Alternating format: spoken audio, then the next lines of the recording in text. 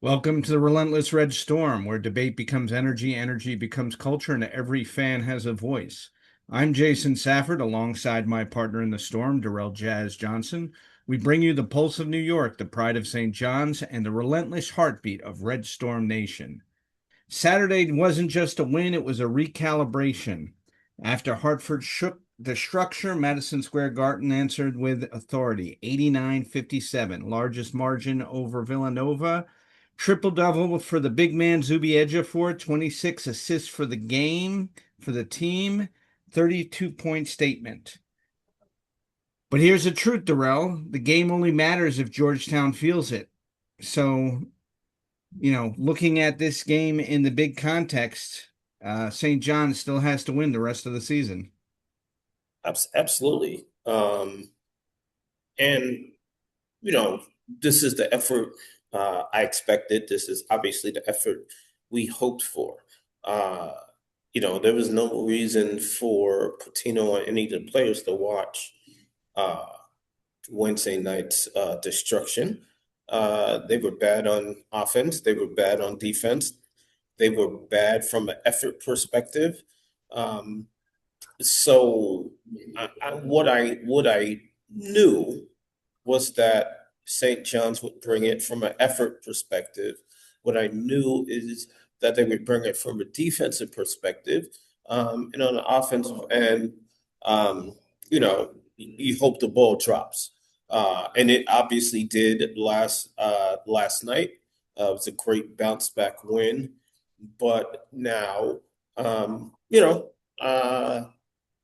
The goal is to, best case scenario, win out to the NCAA tournament.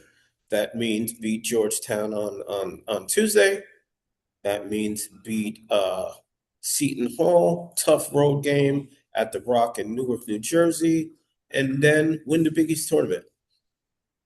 You know, um, the goal was for uh, the goal is for the St. John's Red Storm to be cutting down the nets at Madison Square Garden in 13 days in the Big East Conference tournament final and to hoist a second straight Big East Conference championship. That's within the team power. Um, the guess would be obviously that it will be the UConn Huskies that they will be standing against. Um, whether St. John's wins the conference outright, whether UConn does, whether they finish tied and it goes to tiebreakers. We will see who will be the number one seed in that conference. The goal is to be there in 13 days. And in order for that to happen, they have to defeat Georgetown on Tuesday, senior night at Madison Square Garden, and then the last road game of the season at Seton Hall. And, how much more fitting could it be that Zuby Ejiofor has a triple double in this bounce back game, setting up the perfect senior night for him on Tuesday against Georgetown. And Rick Pitino in the post game conference even talked about it to the press that he really is hoping that the fans pack the house on Tuesday night because Zuby deserves it. And I think just looking at the game against Villanova, what was so uh, comfortable to watch, or comforting, I should say, to watch, was the fact that coming out of the gate, St. John played with so much aggression and determination on defense, but how that translated on offense was actually more certainty. And you saw it in Osiah Sellers.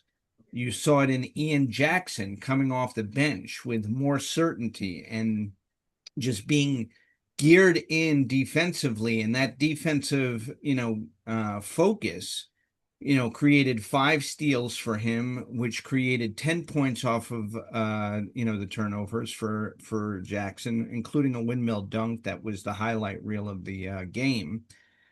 But it just absolutely set the framework, not just the tone, but the framework for such a dominant game that could waterfall to Georgetown, to Seton Hall. They now have the blueprint that, I honestly believe that Rick Pitino was expecting that blueprint to be installed in the UConn game, and UConn just came with the same aggressive determination because of their loss against Creighton.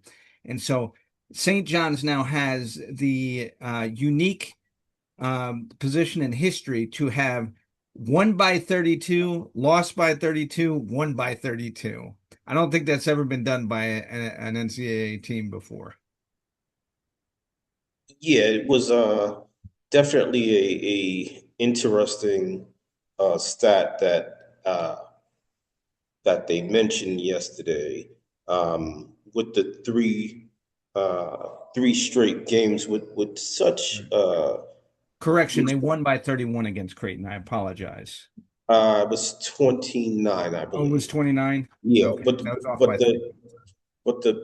the I think the stat he mentioned was over 25. So Right, it wasn't even, um, it is actually 29 or more, but the stat he mentions was 25 or more. So right.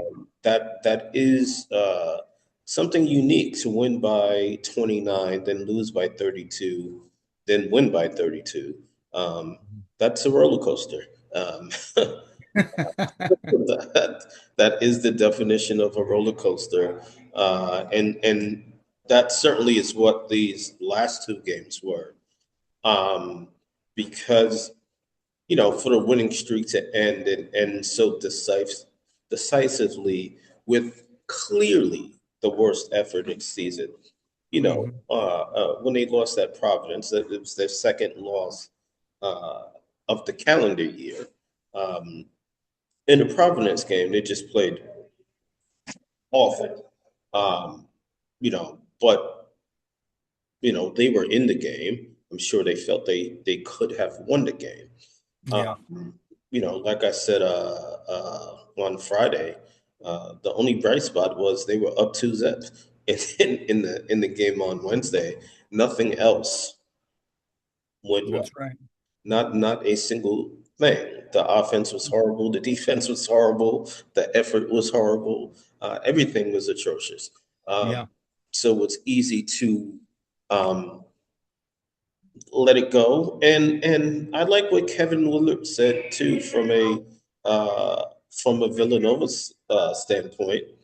He said we got UConn off of a bad loss, and then we got St. John's off of a bad loss. The two best teams in the conference, clearly the two best teams in the conference. So, kind of how he looked at yesterday's loss by 32 to St. John's is exactly how it appears Rick Pitino looked at it as well. And Kevin Willard, the Villanova coach, it was under the leadership of Rick Pitino for a decade, and That's right. actually blamed Rick Pitino for his hair loss. So, He uh, be- in a he very joined our club. that's in a very candid post game press conference, he was very honest, um, That's right. and that's what we appreciate. But um, if we're being realistic at this point in time, um, assuming that UConn wins, I believe on Wednesday, and St. John's wins on Tuesday and on Friday, UConn is going to be the favorite going into the Big East tournament. But obviously, St. John's would be the second favorite, would have the ability to win the tournament. Um, it is a tough conference, so UConn has gone 17-2 thus far. Um, but in a tournament, when you're playing back to back to back days, anything can happen. Anything I, can happen. I agree with you, and I think that's you know, that's the excitement and, really the opportunity to explore is that, the regular season is one thing, and again, win their games, they've got a share of the Big East title, unless the, calculus that's done by the conference figures out one over the other in terms of seeding. But again, you have a lot of teams that are not having a great year record wise, but have had some great games against both St. John's and UConn in terms of how they've played, between Xavier and Marquette and Providence, and Creighton, um, that are going to be in the tournament, and anything can happen to your point. These teams know that they're not going to make the NCAA tournament. So, what better way to end their season than to be able to knock off one of the top seeds? So, you got to be aware that, this could be something, that's even more exciting than we imagine it will be. Obviously, St. John's, the way that they've, uh, sort of developed through the season, it has been an absolute roller coaster ride. And so going forward, you have to keep your seatbelt on. You can't take any game for granted, including this upcoming game against Georgetown. The, head to head against Georgetown, right now, obviously, in terms of matchups, St. John's is clearly dominant in terms of what they're capable to do against Georgetown. And, Georgetown right now is averaging 72 points a game versus St. John's 82.6. St. John's is averaging nearly 40 rebounds a game, nearly 14 offensive boards a game, top tier free throw team in the country. They want to get 75 possessions and drive the ball, down low. And, for them, Georgetown is a perfect team for them to match up with because Georgetown has fouling issues. They're very foul prone. Their big guys are not disciplined, as well as their guards. They have two very good guards, but get into foul trouble quite often. One thing I want to add, the Big East tournament winner does get a automatic bid to the NCAA tournament. So one of the ways that the conference can steal a bid is by one of those teams that are not expected uh, to make the NCAA tournament to win the tournament. And at this point, I would say, even though obviously Villanova had a bad week, but I would say obviously UConn, St. John's, and Villanova from the Big East are in the tournament. Everybody else is up in the air, including Seton Hall. Seton Mhm. Hall is probably a bubble team at this point. Um, so, what's the one way that Shaheem Holloway gets the Seton Hall Pirates into the NCAA tournament? Win it, or win the Big East tournament. Same thing with the Creighton Blue Jays, who were actually ranked in the preseason poll. They were in the bottom five, but they were ranked in the top 25 to begin the season, and that goes for uh, the cellar dwellers in the Big East as well. Those teams that will be playing on Thursday, March 11th, they would have to win 4 days in a row to get to the Big East tournament. But that opportunity is there for Richard Pitino and Xavier. So um, we'll see what happens. But obviously, UConn has to be the favorite with St. John's right there. And it can happen for any one of those teams. I mean, that is the beauty of March. You get a couple of great plays and you stay close in the game, and at the end of the game, anything can happen. Nerves are always a factor. And, even with UConn, they have been shown that they are vulnerable. So, every one of the teams in this conference And Rick Pitino even said it earlier in the season. He basically said on any given night we can lose. That's the reality of the team this year. That's truthfully the reality of the entire NCAA as far as I can see. But this game against Georgetown obviously is senior night. It's a big deal for um the team. I think it's a big night for the fans. Truthfully, this is going to be a shift. Pitino has built a couple of players over the last couple of years, Zuby Ejiofor really being the anchor of the team. And, it's going to be a transition to what St. John's is going to be next year, who's going to stay. But it's been an incredible season to, have fun watching it. Obviously, it's still going on. But, Tuesday night against the Hoyas, I think there's going to be a lot of emotion in the building. Absolutely. And, uh, Rick Pitino, being the veteran that he is, very savvy with the media, and he made sure to get the message across to the St. John's Red Storm fan base. You got to come out on Tuesday to celebrate Zuby Ejiofor on senior night.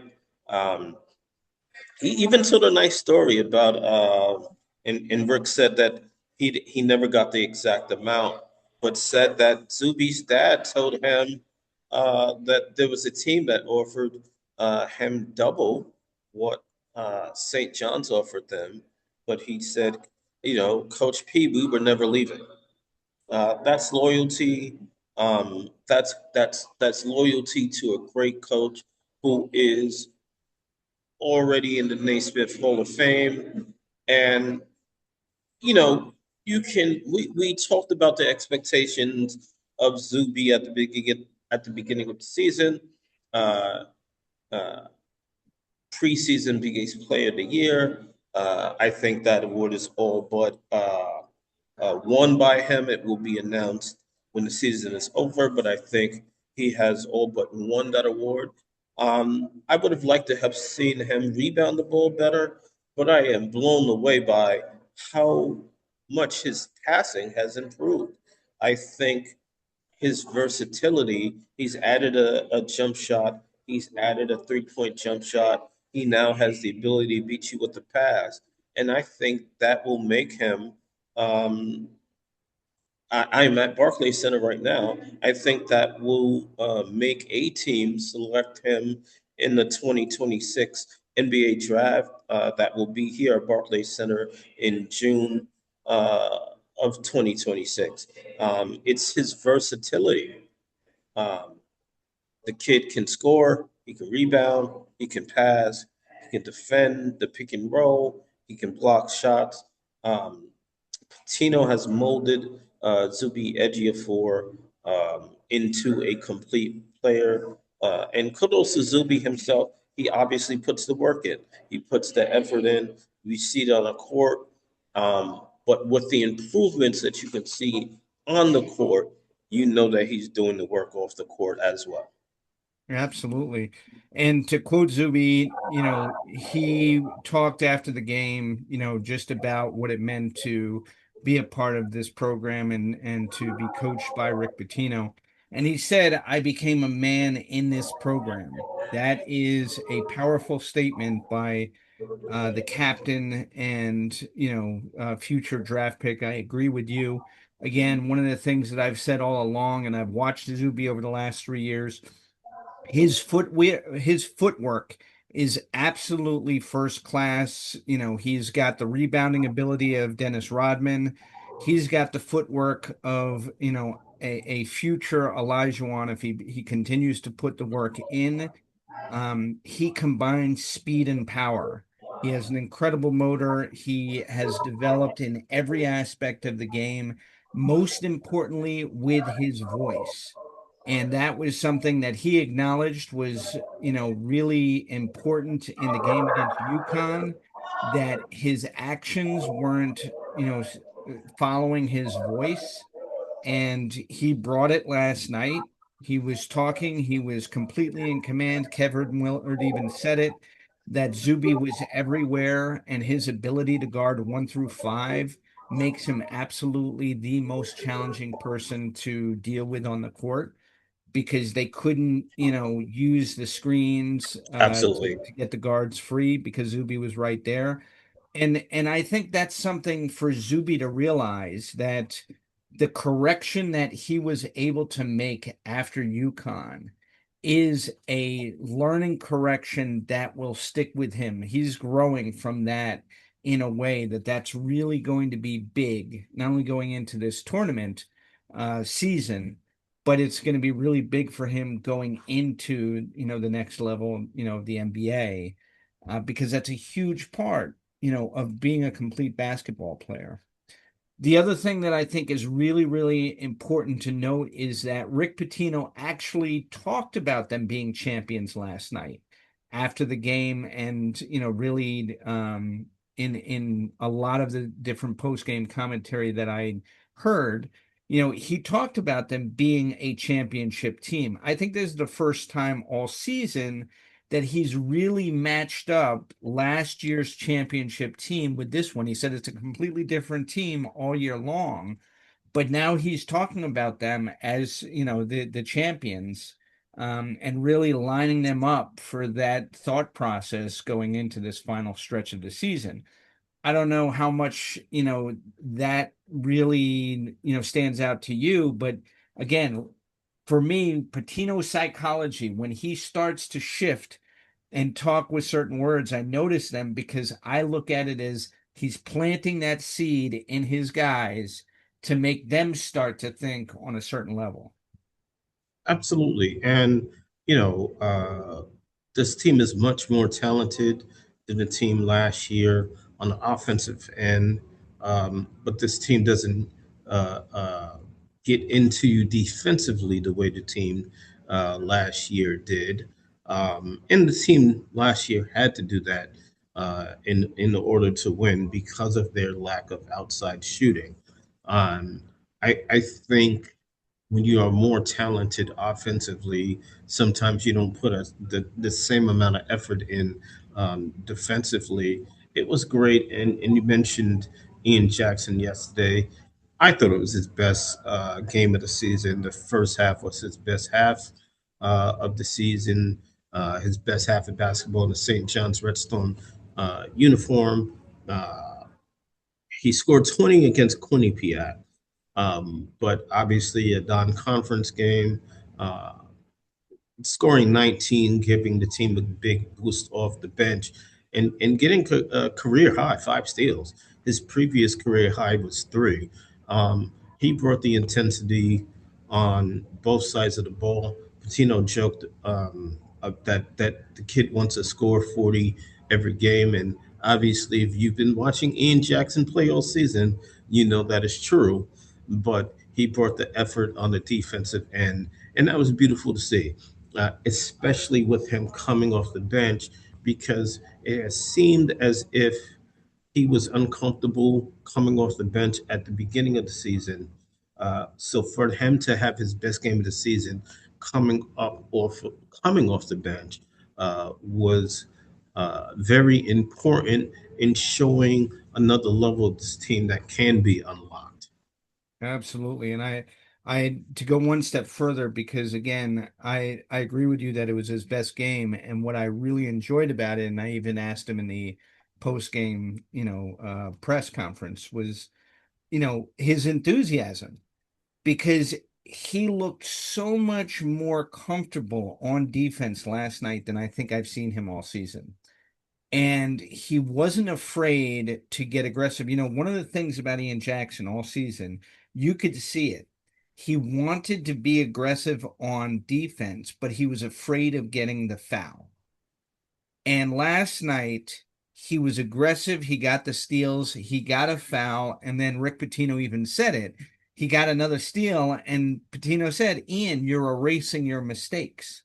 And I Mm-hmm. think that's the going back to the fact that, everybody was just absolutely, disconsolate about the UConn game.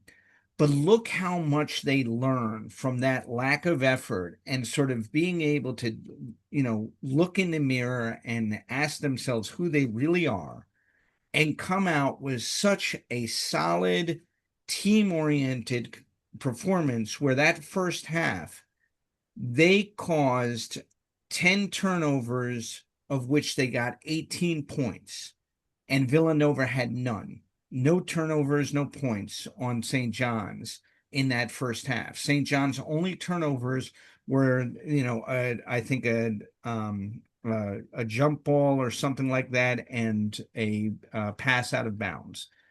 But in terms of, and a travel by Zuby Ejiofor or something like that. But in terms of how they dominated and were also securing the ball and causing the disruption to Villanova, it was textbook. It was absolutely, something where this is what Pitino, trains them for day in, day out. So to see them actually deliver it in that first half, and for Ian Jackson to be such a, big part of it and look like he was completely in his comfort zone doing it. That's what really excited me, because now I'm thinking about it going into the tournament and saying, man, if Jackson becomes the biggest defensive threat, think about him with Dylan Mitchell and the two of them really leading the defensive charge for this team.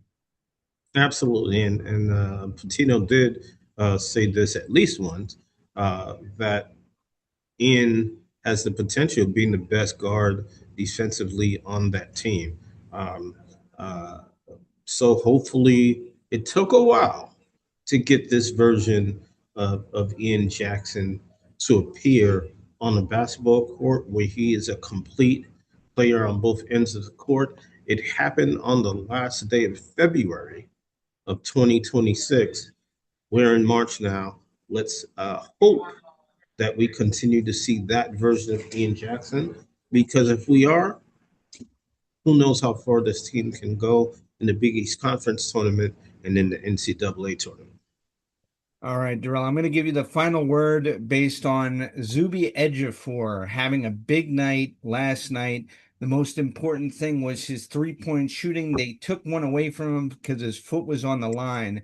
But Zuby Ejiofor now looks like he's going to be one of the big three-point shooters on the team going into the tournament. What say you? Do you think Zuby is going to be the big three-point threat as the tournament goes on? Well, I think Zuby is the type of intelligent basketball player that he's going to take what the defense gives him. If they play him one on one, he's going to look for opportunity to score in the paint, especially if he's being guarded by a smaller player. If he's double teamed, she has shown throughout the season, none better than last night, that he has the ability to beat you with the pass. If they lay off of him, if he has a bigger player playing against him and they're giving up space, he's going to beat you with the jump shot. And it could be from 3-point range. So Zuby, I believe, is intelligent enough to let the defense dictate what he will do in terms of how he can play effectively on the offensive end of the floor. Awesome. All right, you've heard it here. Like, click, subscribe. As always, stay relentless.